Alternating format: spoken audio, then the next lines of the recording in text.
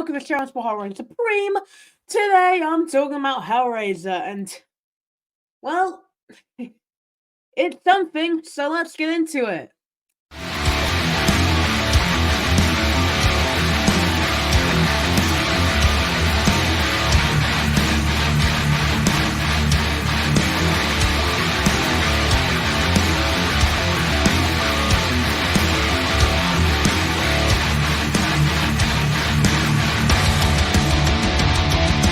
Hellraiser stands as a visceral cornerstone in the horror genre. It's a macabre masterpiece that delves into the darkest corners of the human desire, I guess. It's also just very weird. So it's directed by Clive Barker, who also wrote the novel that it's based on, The Hellbound Heart. And Hellraiser isn't really just a horror movie, it's a very weird exploration of the human condition. And it's a chilling odyssey through the realms of pleasure, pain, and a bunch of other weird things that leave a very weird mark on my psyche. Like I'm not okay. I don't think I'll ever be after watching these movies, but it's all good. So yeah, Hellraiser follows Frank Cotton, played by Sean Chapman, he's actually pretty good in this movie. He's a dissatisfied and very morally bankrupt man who seeks out the ultimate thrills of the flesh. In his relentless pursuit of forbidden experiences, Frank comes into the possession of the Lament configuration, the puzzle box, the mysterious puzzle box which is said to hold the key to untold pleasures.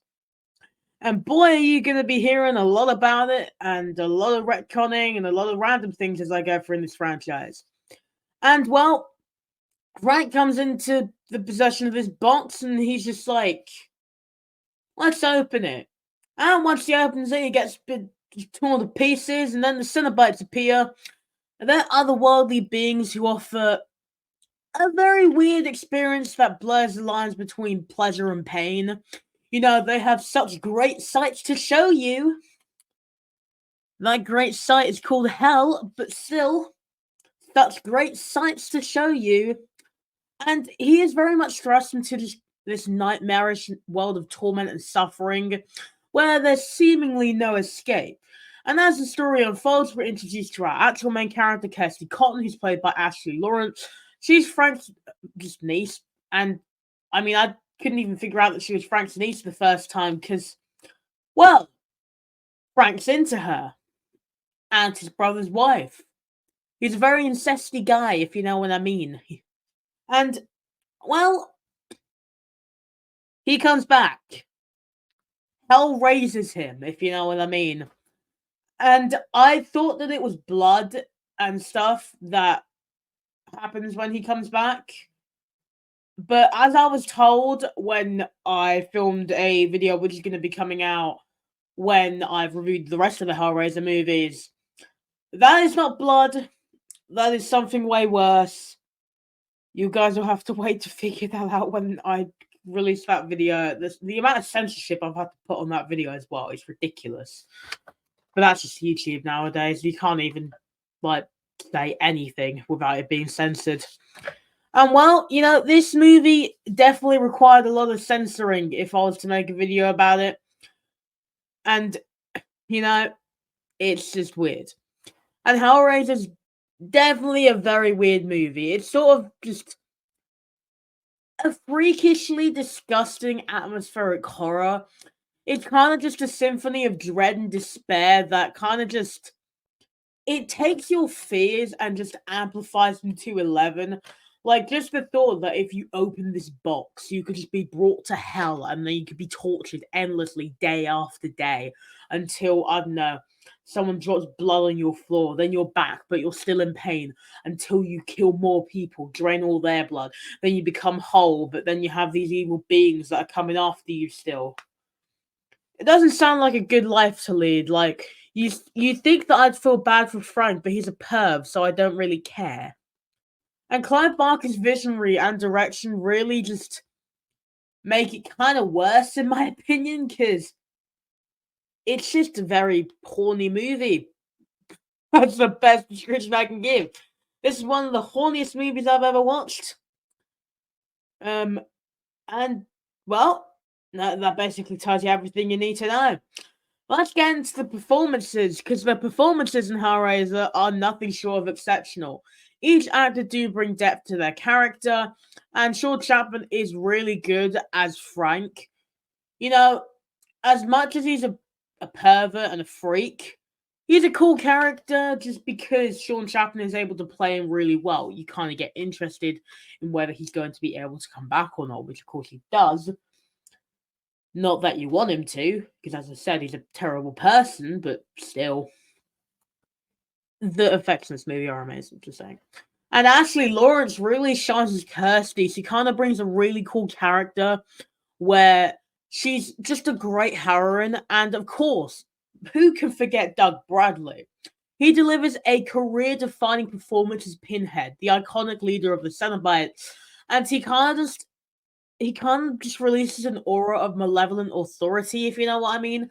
Like, he's very just authoritative, but also kind of otherworldly at the same time. And he's really captivating in this movie. And the makeup which they did on him was absolutely astounding. Like, it is really cool, and I love how just amazing the makeup in this movie is. It's very well done, and I think that it's some of the best horror makeup that there is.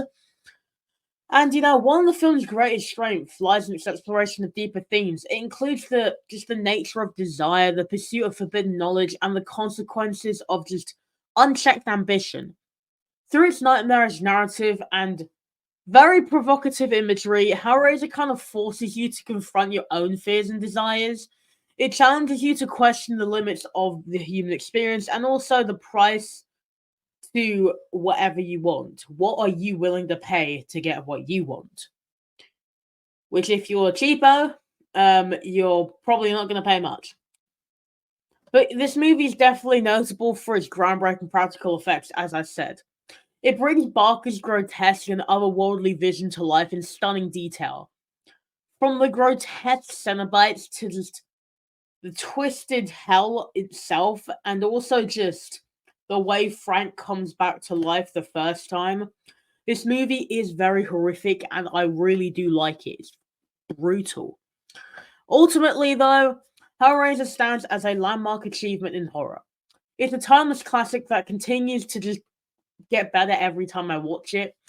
And it really does have great performances, really good direction, and some very weird, provocative themes. And the film does remain a haunting and unforgettable journey and viewing experience every time that I do watch it. And the lament configuration is I think one of the best just things which you know nothing about in horror. Like, sure, you have Michael Myers and you don't really know anything about why he kills. They try to explain it, but they never work.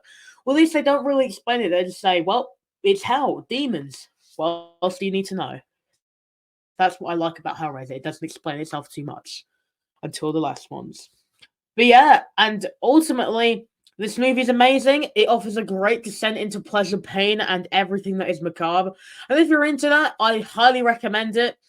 Just be in store for some very, very things. What am I saying? Very, very weird things in this movie. Because, oh god, I don't think I've ever watched a movie that is like as close to being not a movie at the same time as being a movie. Like, I don't really know what I'm saying right now, but if you can kind of understand me, like, this doesn't seem like it's an actual movie just because of all the weird things in the movie.